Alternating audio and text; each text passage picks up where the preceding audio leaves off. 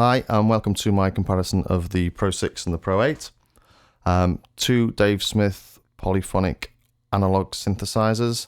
Very different beasts. This is a VCO, this is a DCO. This has got 3 envelopes, 2 envelopes, 4 LFOs, 1 LFO, 2 voices, 1 voice, effects, no effects, tons of modulations, polymod section.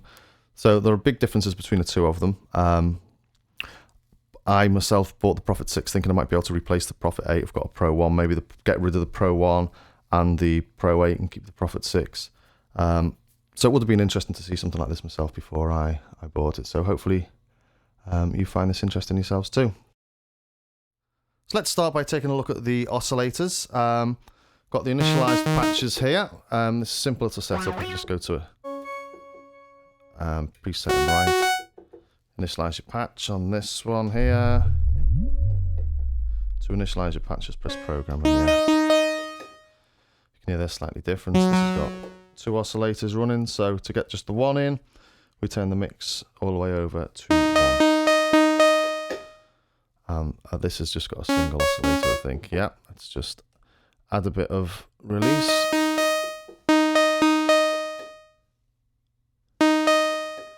And let's open the filters. I'm not sure what the actual initial settings are, so.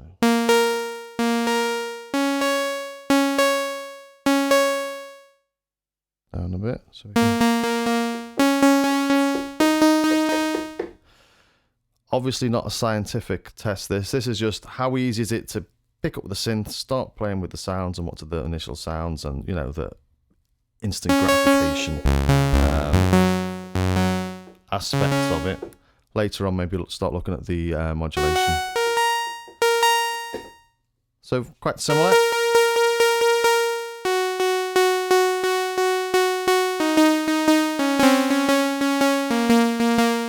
Playing black keys at the minute because I've got a microphone in front of my face, so a lot easier to hit the black ones.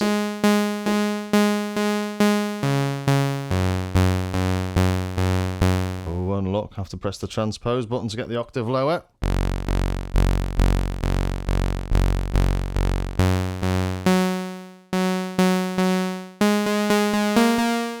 So quite similar. I'd say this sounded a tiny bit more toppy.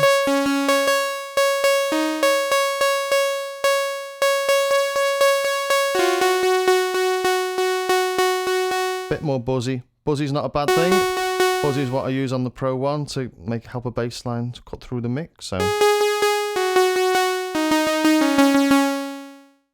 straight away listening to the sawtooth oscillators on both, I'd say this sounds a little more buzzy, a little more toppy. This sounds a little, well, I suppose that's what you call warmer, harsher, warmer, duller, brighter, whatever whatever tickles your fancy. So the oscillators on the Pro 6, you've got triangle, continuously variable through to sawtooth, and continuous again up to the pulse width, and then you adjust the pulse width with this. Slightly different here, we've got oscillator off, go to a sawtooth, triangle, and then you go to your saw and triangle together, and then you've got the pulse 0 through to 99. So dialing in something on this because you've got so many more options on such as on the same sort of knob as this. I suppose not much difference in it, but if you to pick an exact sawtooth maybe on this, you need to click it when you get close to where you go, and you can use these buttons to click in towards a triangle sawtooth. None of that on this, so I suppose that makes that easier. So go from a sawtooth to a triangle, very simple. Pulse, sawtooth, triangle. Whether you're getting a pure sawtooth or not is anyone's guess if it's slightly off center.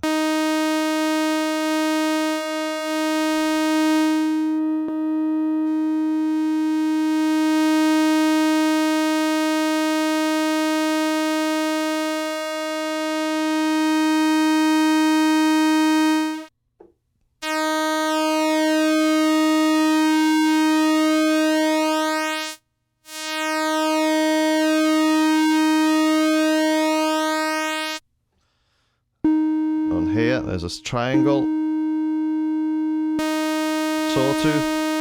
sawtooth, that's gone back to triangle, saw and triangle. So you don't have any of the sort of intermediates that you have on this. So that's between a saw and triangle.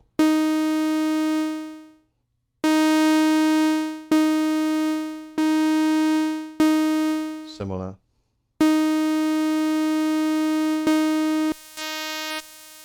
Get to the pulse, so it's just.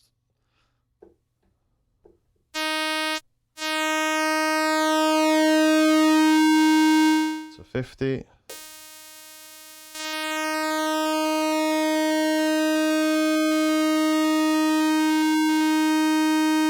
To 50. You can hear that stepping through actually when you do this manually.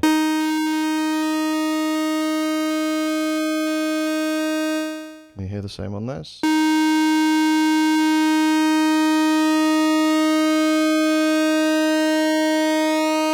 No.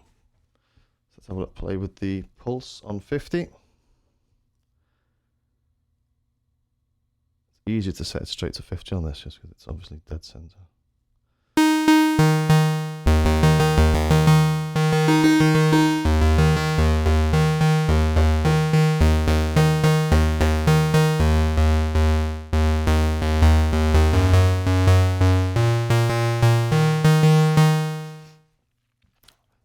Pulse width oscillator is a pulse width oscillator.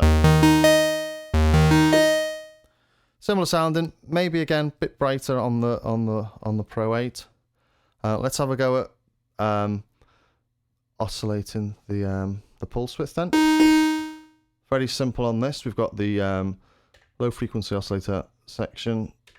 It will only do pulse width oscillation on 1 and 2 at the same time. We can't do them separately. Frequency.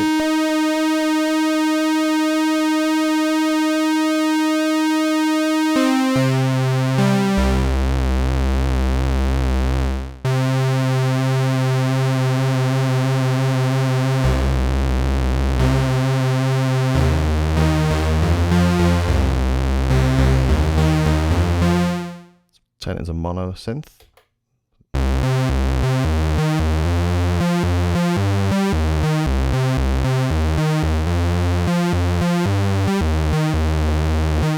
Change the key mode to last. There we go.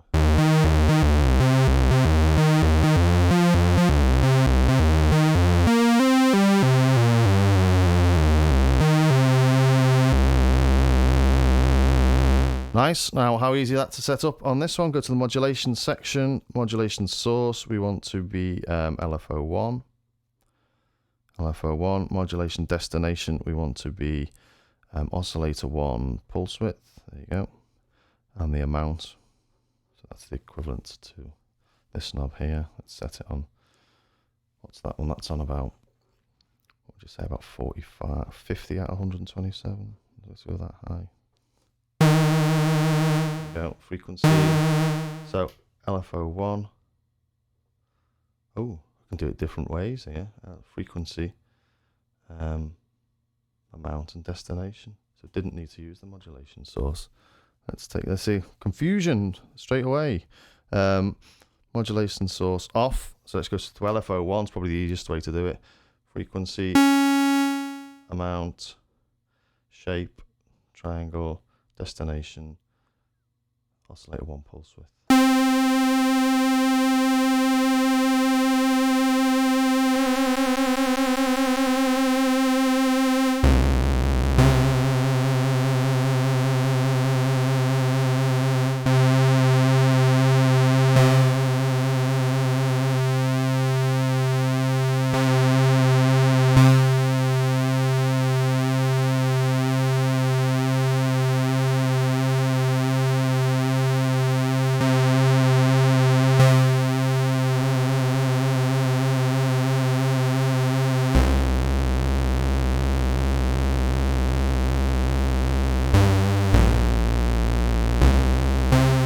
Okay, pretty easy again. I would say with the modulation sources though, if you go through this modulator section, you get a lot greater modulation.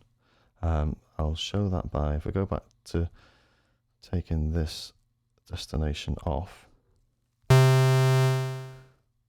putting this back to the LFO 1. The modulation goes up a lot more, I think. I will prove myself wrong right now.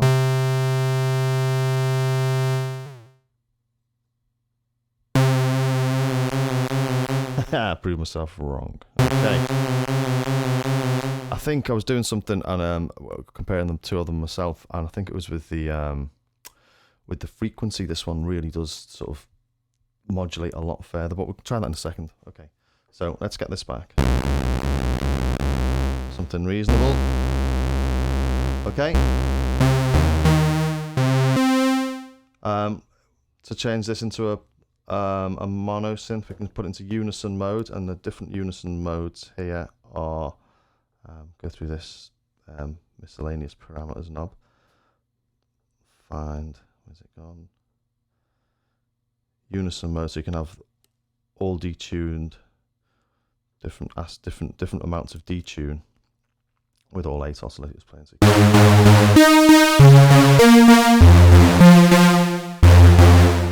Big fat synth. A detune 2, detune 1, all the voices not detuned, and just the one voice.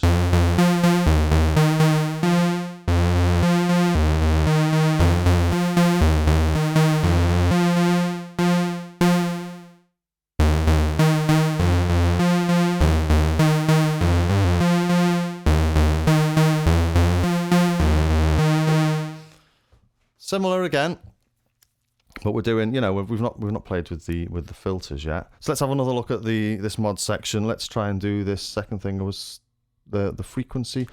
So let's modulate the frequency of 1 with the filter envelope. Let's put a filter envelope on it then, shall we?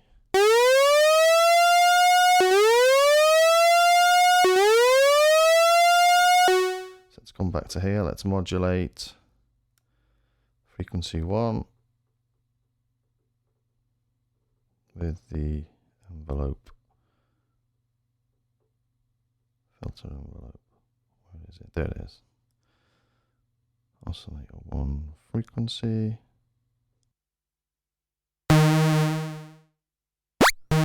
Oh, there you go. That's what I was talking about on the amount of modulation you get.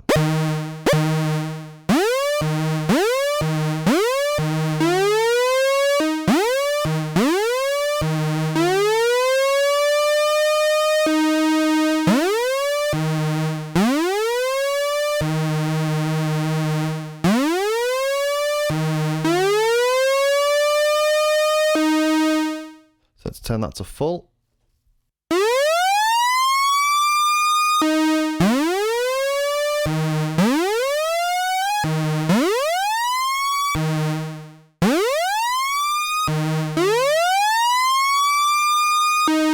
So forget that the fact that the envelopes aren't exactly the same. That's on full full modulation. This is on 73. I can crank it all up to 127. So it's completely out of the hearing range.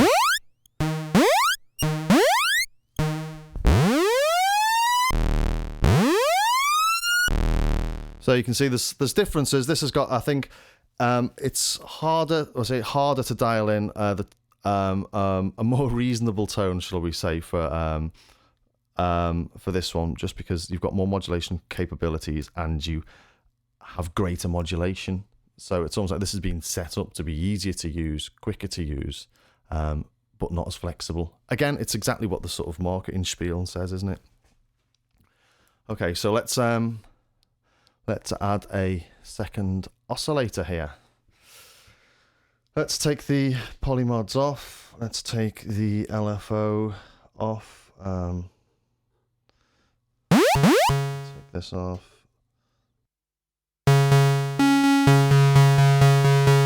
So you can see it's pretty, pretty simple. If you know your synths, things aren't ever that difficult to program in. Triangle. Oh, that's a saw. Put this as a saw.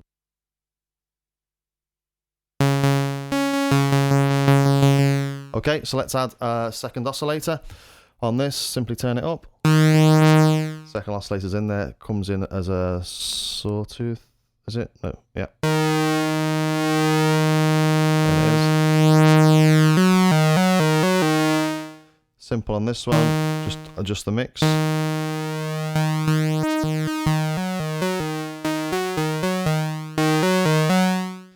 One's a lot louder, turn this down a bit. Similar again, let's take the Unison mode off.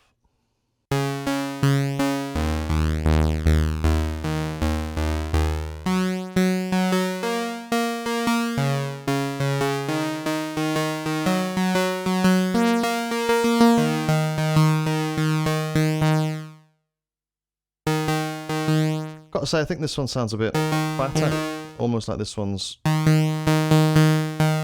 a bit of phase cancellation going on. No. I wonder if the frequencies are on. It was on 6, it was slightly out of tune. Fine, get this onto 0. So on this you can see the original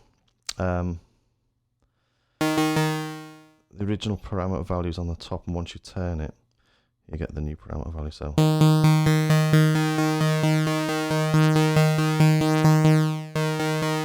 this, you haven't got a clue.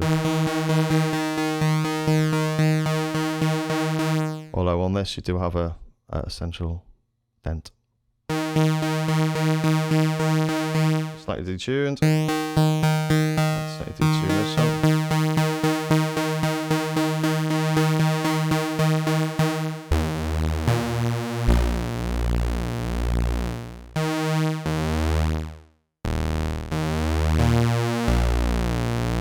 Again, using the transpose button there. I know there's been a lot of sort of talk about 5 octaves versus 4. To me, 5's better, but you know, I can live with 4.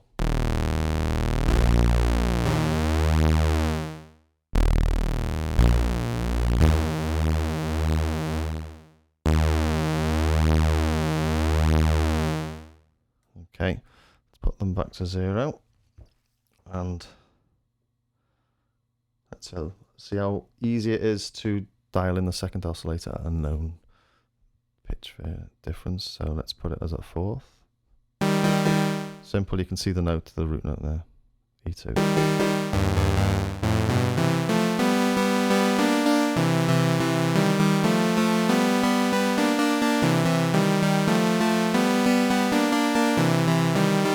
Okay, how simple is it on this? I think you have a lot more variation. There we go, E2, that was quick. The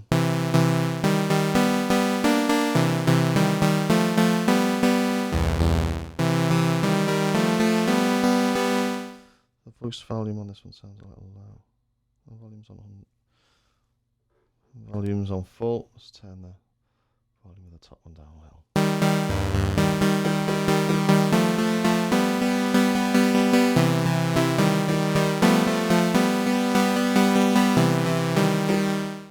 Very similar.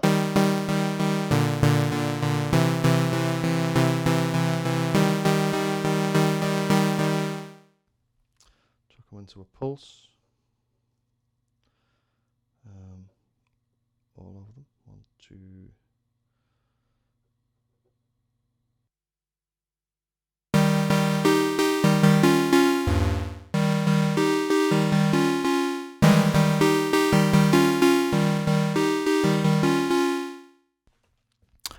Again, I think this sounds brighter.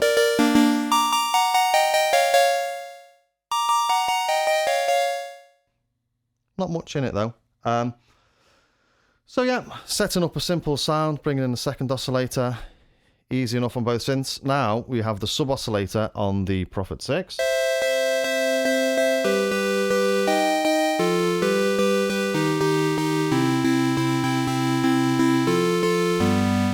Very simple. For the Prophet 8, we could then go to stack A and B and edit B. So instantly a little bit more difficult. We want one oscillator and we want it to be, I think this is a triangle on the sub. So let's just listen to B.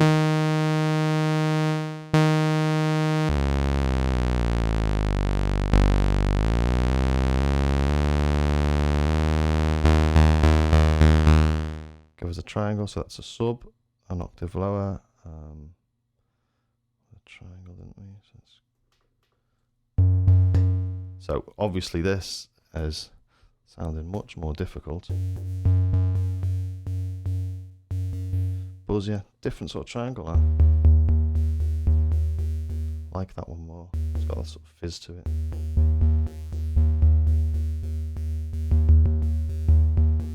Okay, let's bring in the other noises.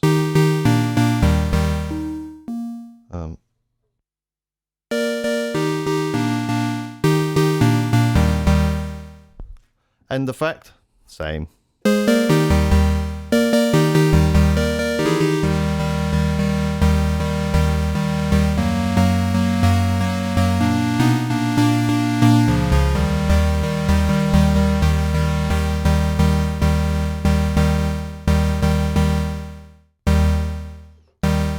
Something going with. What I'm doing there is I'm only editing layer B there. You have to push that so it's flashing, and I'm editing both layers.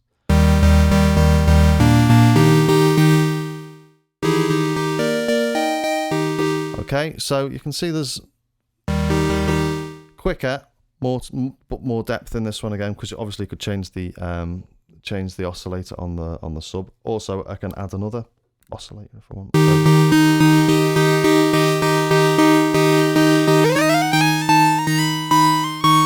And I'm editing both layers. I don't want to be editing both layers. I only want to be editing one. So put that back down to, I think this was on E2, wasn't it? So let's find E2. Go down, go down. And now edit layer B. Stay edit layer B on its own.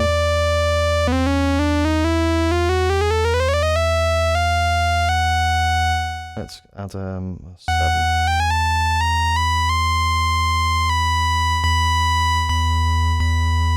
Bring them both back. That just can't do that. 3 oscillators playing there, 4 on this.